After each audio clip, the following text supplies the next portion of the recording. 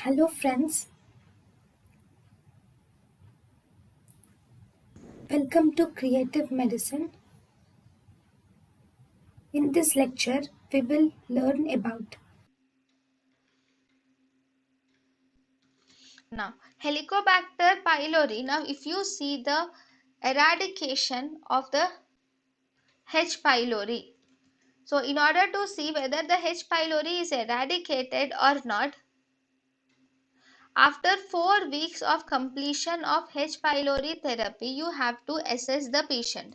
After 4 weeks of giving H. pylori therapy, you will have to do a non-invasive tests are normally done after completion of H. pylori therapy. What non-invasive test is preferred?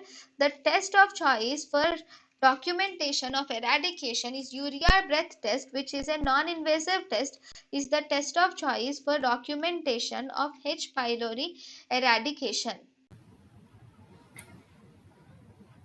thank you and thank you for watching.